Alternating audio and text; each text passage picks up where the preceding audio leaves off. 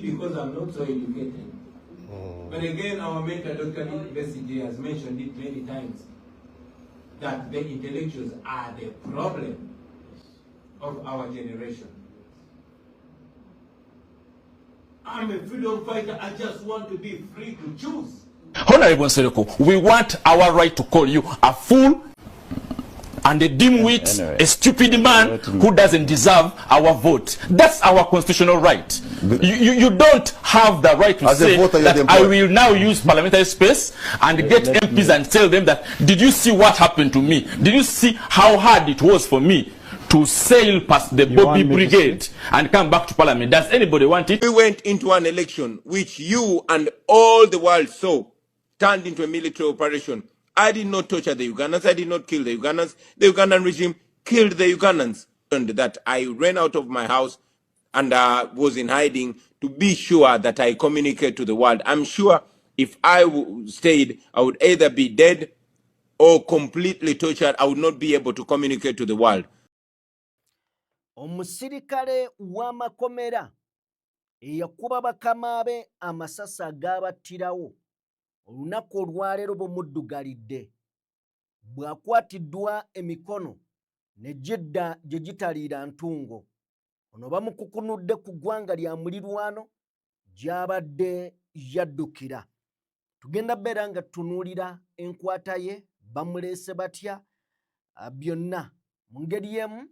Abantu babiri bafiiriddewo mu misango oboolyawo egigambibwa okubeera nti babbye. Tugenda kubeera nga nabo tubakuwa, so nga ate waliwo amawulire agalaga nti omulamuzi Simon Mujenyi Byabakama yabadde mu mitambo gy'akalulu ka 2026 akawedde n'aka 2021 mbu naye yakwatiddwa n'akomezebwawo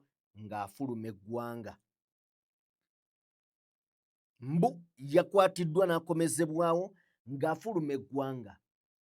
Robert Kyagulanyi Ssentamu Bobi Wine abadde ne interview 2 mu wiiki eno gye tukuba amabega. Naye emu gye yakoze ku mukutu gw'amawulire ogwa YouTube ogumanyiddwa nga Africa Think, waliwo ebigambo Kyagulanyi bye yayogedde mu byo ng'atugamba lwaki yadduka ewaka, lwaki yafuluma eggwanga. Bw'obanga omwekkaanyiza yatuuse n'avaako ng'enjogera y'ennaku zino, okusinziira ku yabadde amubuuza ebibuuzo n'engeri gye yabadde abibuuzaamu, oyinza okugamba nti oba yabadde ayina amutumye. Kyagulanyi yavuddekokko n'atuuka n'okumugamba nti abavubuka nga mmwe Abafirika mmwe mwandibadde mulwanirira amawanga gammwe. Tugenda beera nga tutunulira ku interview eno nga bwe yatambudde. Maama Janet Kataha Museveni, okusinziira ku mawulire agagenda mu maaso n'okubeera nga gatambula era nga gasatulatinga ku mitimbagano egy'enjawulo, bagamba nti embeera y'obulamu eyinza okuba nga si nnungi, era mu butaba nnungi yandibeera nga yafulumiziddwa eggwanga. Okusinziira ku bitambula ku mutimbagano nti yandibanga olunaku olwajjo yafulumiziddwa eggwanga. Ekituufu kye ki? Katukole bwe tuti, then tujje ebigambo tubyogere. DPTV Uganda, Dawn People Television.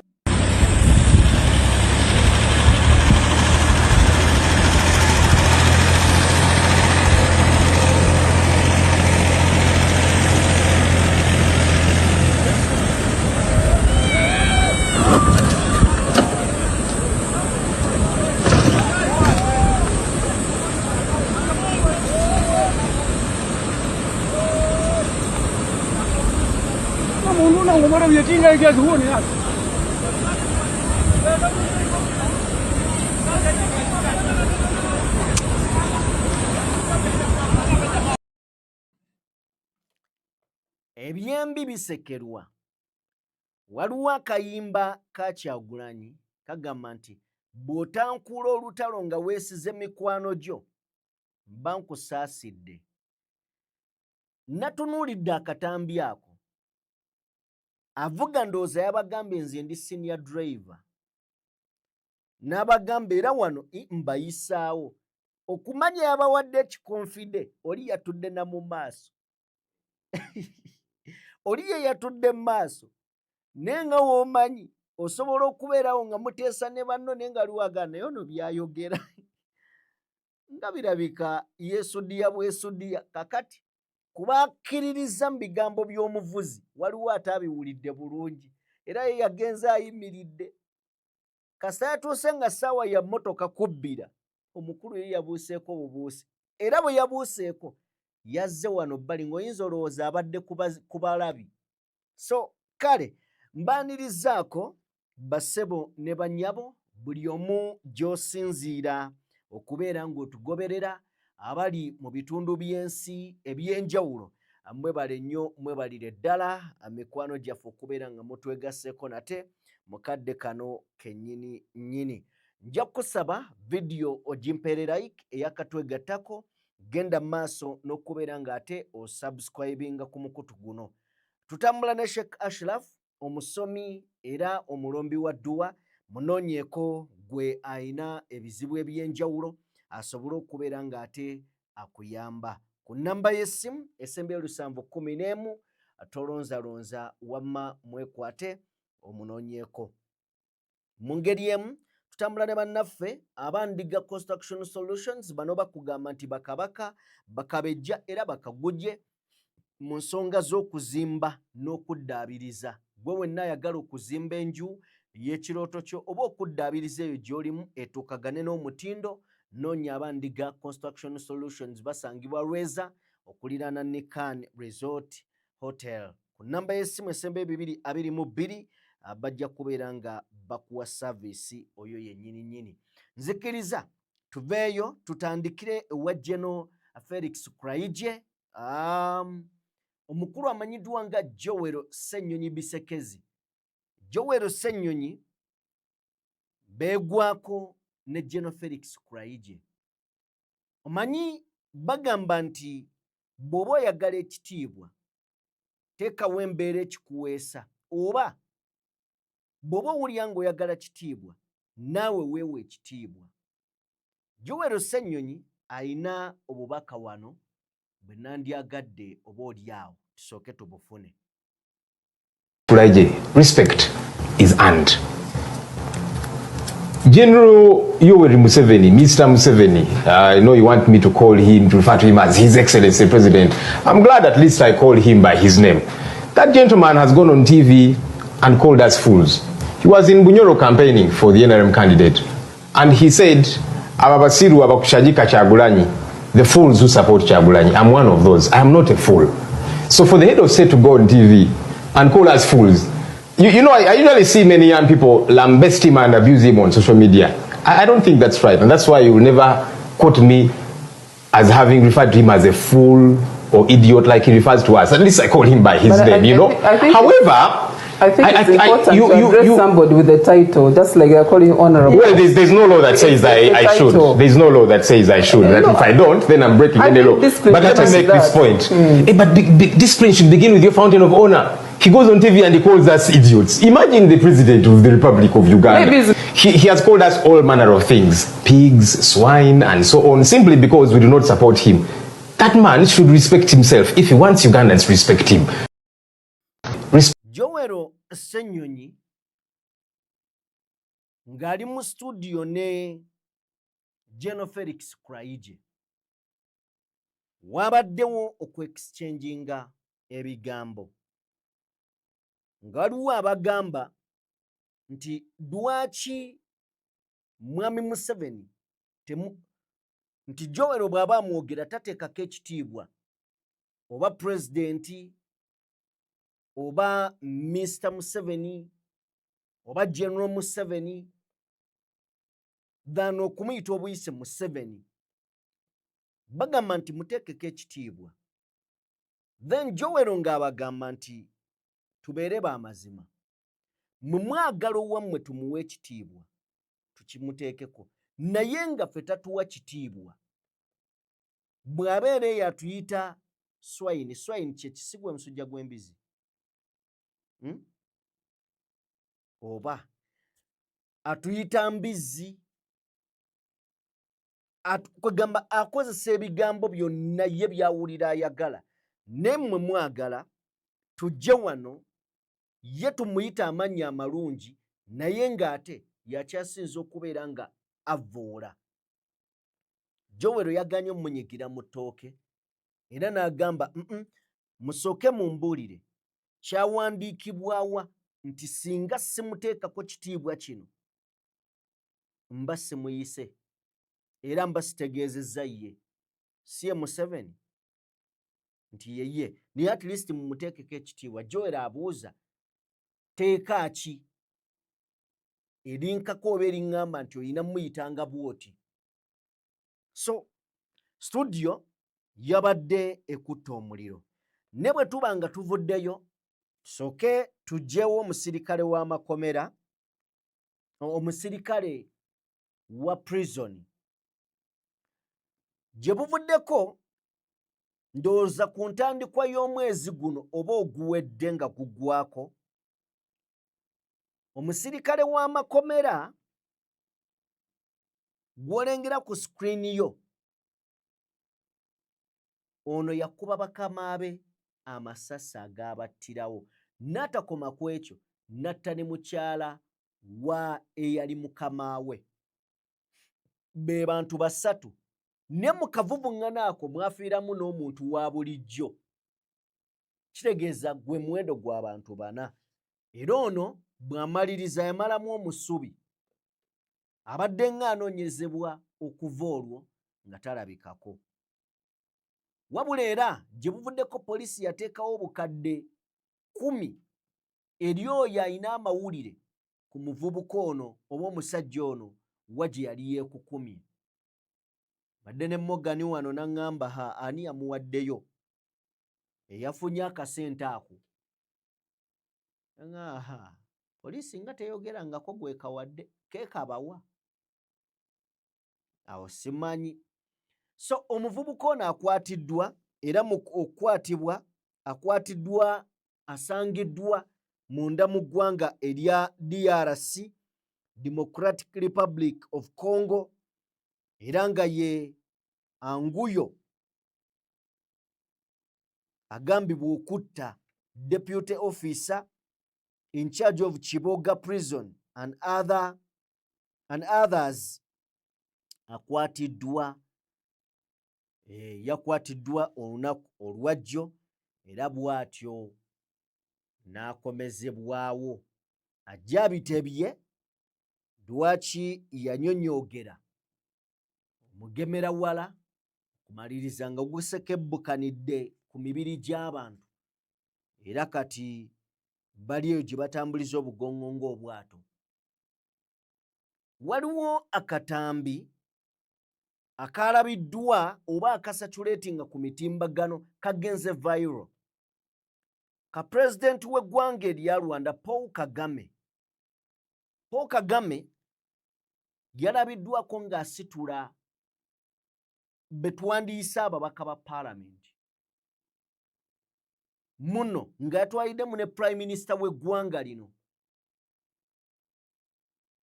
nga ebimu ku byabalanga kwe kwogera nga abamu batema bisiki beebase naye nga bali ku ssente ya muwi wa musolo n'abagana n'emmwe mujja wano okukola kikwebaka bwebasi gwe mulimo. Nnyinza obbajja wano ne mbatwala eri ne mutandika okudduka ne mukola mukyaka. Paul Kagame yalidde omutaama naye ekikolwa kino waliwo abantu abakitunuulidde mu ngeri ez'enjawulo. Abamu nga bagamba nti bwe kiba nga kino kyakoleddwa ku kamera nga abantu abakulu abayisa bw'ati kiba kitya eyo munda gye babeera n'entya n'okutya kwe bamutyamu abamu tebaakirabye bulungi ekikolwa kino, baakirabye ng'ekikolwa eky'obujoozi, ekikolwa eky'okukkakkana oba okukkakkanya abalala, nye n'obuyinza obusukkiridde. Kagame kye yakoze okubeera nga akangula ku ddoboozi olw'abo baanyumiza nga beebase. Naye nange njagala just kukyogera ku bwogezi. Ekisooka bw'obeera pulezidenti oteekeddwa okukakasa nti abantu bonna abakuli emabega bakola bye bakola ku lw'obulungi bw'eggwanga. Bw'oba osasulwa omusaala guwe, bw'oba osasulwa omusaala gukolerwe ekyo ky'oba ekiba kikusasuza. Wano Uganda tubaddewo ne ba MOP ng'ali mu paalamenti, tolabangako ng'ayimiridde ku fulo ya paalamenti nti ali mu kuteesa oba alina ensonga gy'ayogerako, naye nga bali munda babeera eyo batakula bannaabwe emitwe, banyonyoogera bajja mu nsekere. Mubaka ye yali ani Morgan? Juliet Kakande. Yes, yali Juliet Kakande. Ali mu kutakula banne emitwe, tateesa. Abalala n'obatunuulira nga bali mu tulo. Kakati General Museveni ye mu kifo ky'okuvaayo akangule ku ddoboozi bano bateekewo obuweereza bwe bateekeddwa okubeera nga bawaayo, yagamba nti omubaka wa NRM omu nga tateesa yeebaka bwebasi asinga aba opposition nga 15 nga bali active. Ekyo nno kya bulabe nnyo nga bw'obalengera bo baba mu kwebaka, baba mu kwebaka. So Paul Kagame nawagidde ekikolwa nze kye yakoze, kangula ku ddoboozi abantu bategeere nti ssente zaabwe kwoli kw'otambulira ne wano e Uganda. Katonda atusaasire busaasizi. Anyway, bwe tuvaayo katugende buterevu nnyo e Bwayiise eri abavubuka babiri abattiddwa. Abavubuka bano battiddwa nga kigambibwa mbu bano balina gwe babadde banyakulako akasimu, era mu kunyakula guno omulundi tebyagenze nga bwe baabibala oba bwe baabibaze, oba banyakudde wa Mukisa oba banyakudde atanyakulikika okumaliriza nga babasazeeko, babakubye ne bafiirawo. Poliisi ebadde ennyinnyintizza ebikwekweto okukwata abavubuka. Bwe tuba tubaze omwezi guno oguli mu kuggwaako, poliisi eyinza okuba ng'ekutte abantu abali mu 15,000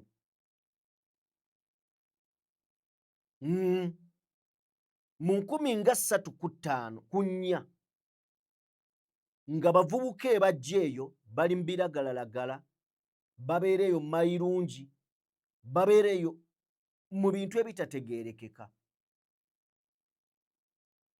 Abavubuka bano bwe baba tebakusinkanangako, bavaayo eyo gye basiiba ne bajja ne balyoka bateega abantu.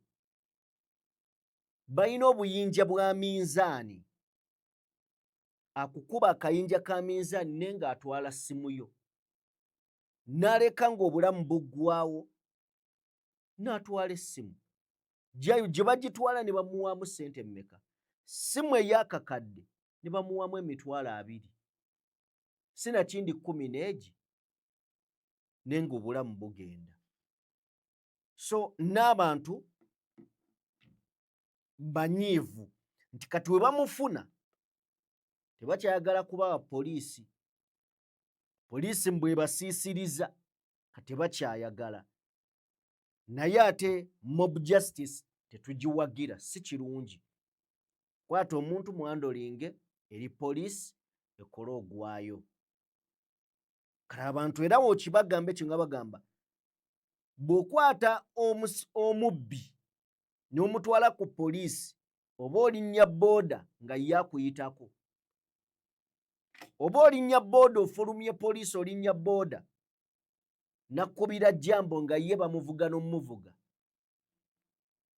mbumpimpi y'ensonga lwaki tulaba mob justice byebyo ebibadde sayidi zeeyo away from that side nzikiriza ssebo oba nnyabo mukwano gwange nkutegeeze nti Saabalamuzi w'eggwanga lino Alfonso Owiny Dollo Simon Mujenyi Byabakama Simon Byabakama waliwo story gye twakolako wano era nga kigambibwa mbu yali abombye yali ayiseemu naye ne bitagenda bulungi kakati ne ku guno omulundi okusinziira ku information gye tufuna eraga nti Simon Byabakama mbwe era yabadde azzeemu ng'afulumya eggwanga yabadde ayiseemu ne bamugya sayidi eyo z'e Rwanda eyo bamugya sayidi z'e Rwanda eyo ne bamukomyawo mbu tujja kulindako oba avaayo agambe nti ebyo bikyamu oba avaayo n'agamba nti bituufu tumulindiridde aveeyo naye nga sofa ku mawulire ge tufuna galaga nti omukulu yabadde abombye yabadde anyeenyezza mu ttanka amugaadde bwe totulekera bizibu komawo comeback olagawa ogenda ani akutumye era kyekikujja mu ggwanga nga tetunnalayira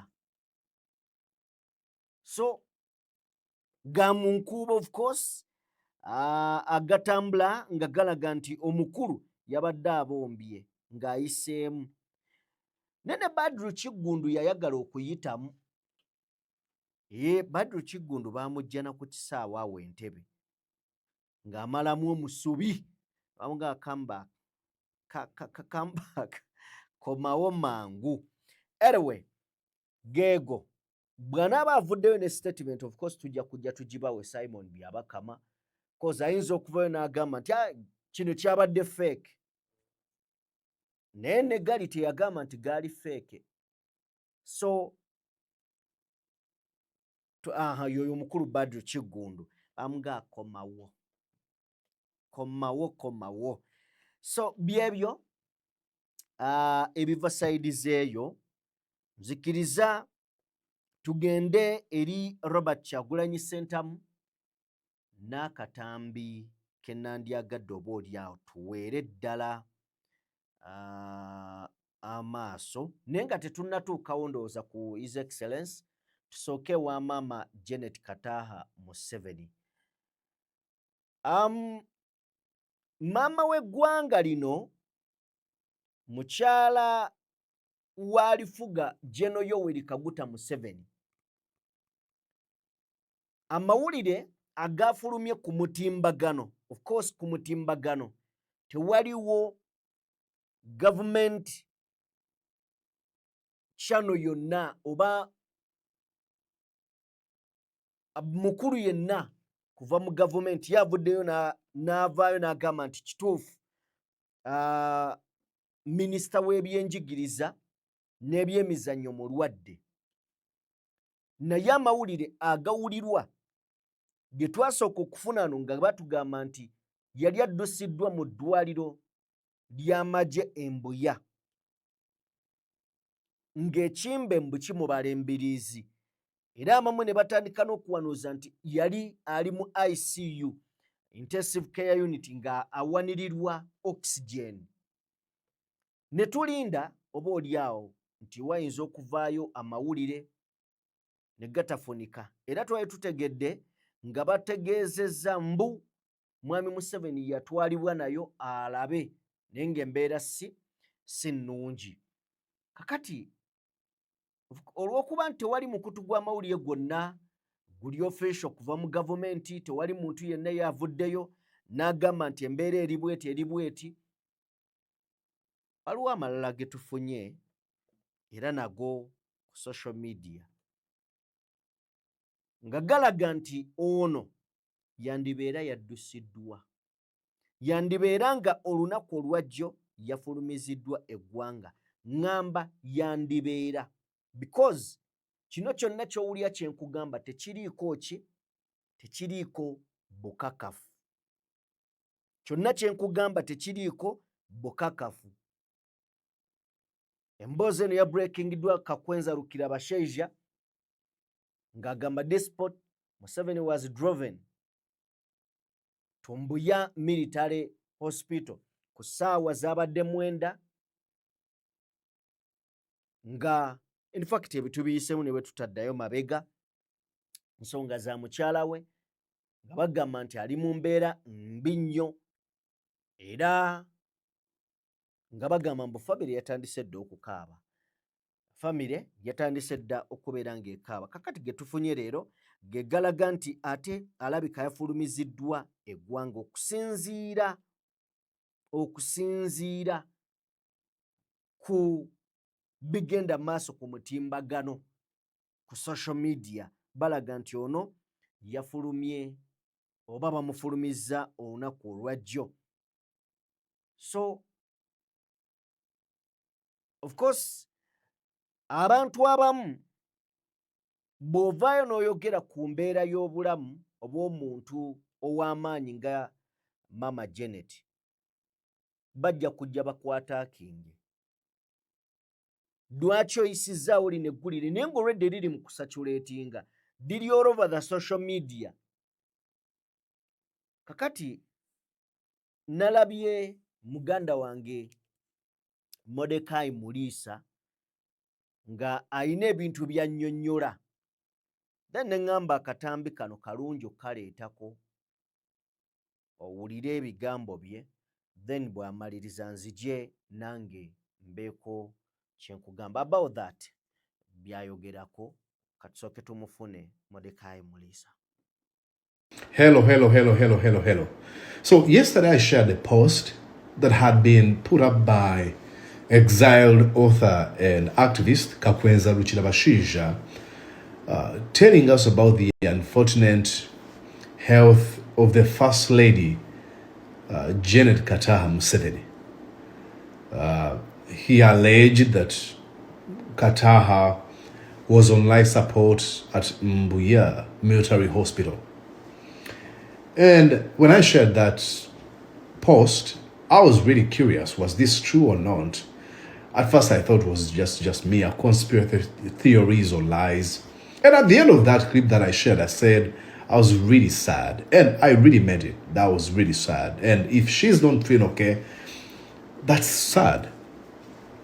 Well, what I received from folks who follow me on my social media platforms was mixed reactions. You have some folks on the opposition side happy, looking at the misfortune visiting one they consider their tormentor.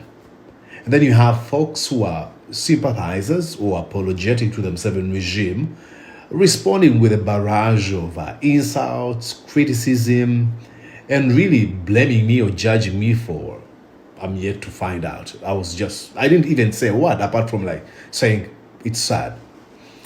But there's something that I really noticed. Here's the thing. That post was shared by Kakwenza Rukirabashaija, who is exiled. He's running away, fleeing from the danger, violence that has been visited upon him by Muhoozi Kainerugaba. So many of folks who are not happy about me posting that post did not say a word. I can guarantee you none of them posted a single word when Muhoozi Kainerugaba, a son to Janet, ordered the abduction and torturing of Kakwenza Rukirabashaija. Zero. I can guarantee you none of them. So my question now was, what's this selective humanity for?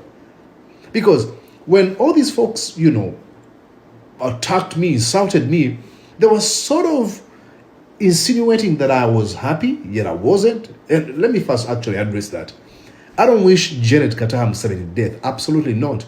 All I wish for her is repentance, an epiphany, and really looking in the mirror and understanding that it is enough. She doesn't have to continue pushing. She cannot. Time is going to come, she's not going to be here. So what I wish her is for her to retire and see how a country can be led by a better leader, period. But what are these people insinuating? Are they already guilt conscious that, just sharing, this message about the health of the First Lady, actually that means you're happy about her situation? Absolutely not. So, if you are willing to attack me and insult me and ridicule me, even when I've said nothing, what does it say about you? 2, why the selective humanity? I've not seen you condemning the abduction, the torturing of Eddie Mutwe and so many others. Muhoozi Kainerugaba boasts, gloats in killing and murdering people. How come you're not concerned? Are you trying to imply that, the life of Janet Museveni is more important than Eddie Mutwe? Really? Rules for thee and not for me? Absolutely not. What's good for the goose should be good for the gander. Basic. So, stop the selective outrage and selective humanity and look at people through the same lenses. Kindness, love, empathy, understanding, to mention but a few. Is that too much to ask for? Kabavumekati. Hello. Okay. Ye Mordecai akuwadde side ye. Ebimu ku bintu byagezaako okusiga ekifaananyi nti nga bwe bagamba nti Janet yalwadde, bw'ovaayo n'oyogera ku ekyo, abantu abawagira regime bajja kuvaayo bakwataakinge. Lwaki oyogedde bw'otyo, tewandyogedde bw'otyo? Then kati ekibuuzo ekijja nti mmwe abataagala bantu boogere ku bakungu mu gavumenti oba ku bafamire ya Mwami Museveni, lwaki ebigambo bye bimu temubyogera nga abaana b'abantu bawambibwa, babuzibwawo, nga battibwa n'ebifaananako bwe bityo? Lwaki byo temubyogerako? Kubanga twogera bino, abaana ba Eddie Mutwe tebalaba ku kitaabwe. Twogera bino, abaana ba Don Sharif nyaabwe taliiwo, taata yadduka eggwanga. We twogerera bino, abaana bangi bali mu maziga n'abakyala babba baabwe baabuzibwawo. So kati Mordecai abuuza nti mupima mutya kino ne mwagala abantu abamu mubateeke ku minzaani ng'eri waggulu bweti, abalala mubateere ddala wansi ng'abataliiwo? Leero twogera bonna abaavuddeyo okugamba nti mukyala Mwami Museveni temumwogerako, tebaavaayo kwogera nti bannange famire ya Kibalama John Bosco eggwawo, taata yabuzibwawo 2019, maama we n'afa olw'omwana we okubula, mukyala we n'afa, jjajja waabwe omusajja n'afa, abaana baasigala bamulekwa bali mu kukaaba. Then omuntu abuuza, lwaki bino byo temubyogerako? Lwaki musigala muli silent? nga bannansi babuzibwawo, battibwa, basaanyizibwawo, naye ne kikwanguyira ogamba nti lwaki osanyuka nga n'omuntu tasanyuse, kuba omuntu okufa tekisajula ebyaddala. Si kirungi kwagaliza muntu kufa. Ne kati abantu aboogera balina obulumi bwabwe okuva munda nti bannange bano tebalwaza. Waliwo akantu kalinga ku CBS, muganda wange temuziika, temufiirwa, temwabya nnyimbe. Kitege kabanga ku CBS, simanyi oba kakyaliko. Kati omuntu abeerawo n'abuuza, ye bannaaye mu famire ya mwami Museveni balwala, nga mutufu tawulira nga kaalwadde, bw'akeera n'alwala. Kitegeera. So n'ekirala ebintu bino byazze ne byegattira wamu nti bw'abanga mulamu omuntu ajja kwebuuza lwaki okusaba kwaggiddwayo ne kutalagana lunaku lwe kugenda kubaayo, oba muwala wa mwami Museveni baamumye ekifo, oba embeera y'obudde teyabadde nnungi n'asalawo okusaba okwo kwabadde kulina okubeerawo ekkololo. In fact kwabadde kubeerawo ng'ennaku z'omwezi 18, 26 rather, kitegeeza 26, 28 Morgan, lwabadde lwa 28, yes, lwabadde lwa 28 olunaku lwa 6 lwabadde lulina okubeerayo, naye terwasobodde kubeerayo. Abasinga kwe bagamba nti olw'embeera ey'obulamu bwa maama etali nnungi. So byebyo omuntu n'ava naga nti temwagala muntu ayogere ku bulamu bwammwe, naye nga General Muhoozi abeera ku X, twasseeyo 22, twakutteyo bateralisiti ba Nuupu. Omuntu owa 23 yandibadde Kyagulanyi. Kati omuwagizi wa Kyagulanyi oyo ayagala ennyo Kyagulanyi Ssentamu nga mwinamu n'essuubi ly'okubeera omukulembeze w'eggwanga lino, oba nga yandyagadde abeere omukulembeze w'eggwanga lino, oba omulekeddewo olw'omuki? Tewali. Ekitegeeza ajja kuddiza either ekivumo, ajja kuddiza kyonna ky'anaaba asobodde okwanukula nakyo sayidi zeeyo. So away from that side, kakati tujjewo n'eno enteekateeka ya Paalamenti. Paalamenti ya Uganda yayimiriza enteekateeka ez'okusunsula abaagala okukiikirira Uganda mu Paalamenti ya East Africa ezibadde zirina okubaawo ng'ennaku z'omwezi 31 Maachi. Abakulu tebawadde ensonga eyimirizisizza nteekateeka eno, wabula ekirowoozebwa nti kivudde ku kuwabulwa kwa Ssaabawolereza wa gavumenti. Omukulu amanyiddwa nga Kiryowa Kiwanuka kwe yawadde ng'agamba nti waliwo ebikyetaaga okutereezebwa.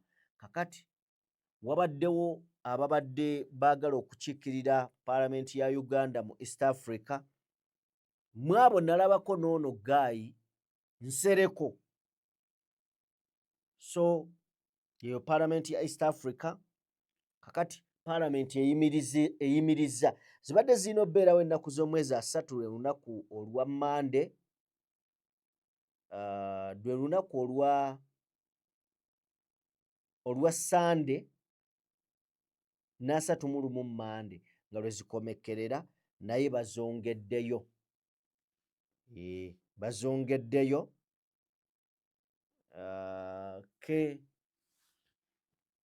kakati waliwo era n'oyo omugagga Nsereko kyali wa Morgan wamugoba twali wano ssebo nga lisajja lyo lyagala bitole anyway tuveeyo waliwo akatambi Morgan wakalabyeko Honorable Rutamaguzi ne Speaker Amongo ndabyeko ku internet yawo yoyo Moses kale tukaleka akatambi ka Honorable Rutamaguzi ndowooza tunajja nako mu mboozi zaffe zinabazizzeeko mutukkirize ffe tubateere wano tubagambe nti mubadde balabi balungi okuva we tutandikidde okutuuka wano we tugenda mu maaso oba we tugenze mu maaso n'okubeera nga tugiwunzikira. Saba Katonda omulungi ow'ekisa abatuweere bye musinga okubeera nga mwagala. Yenze Sajjime mbadde ne Morgan ng'ali ku Lens yali ne ku Mapeesa. Badaye mubeere bulungi era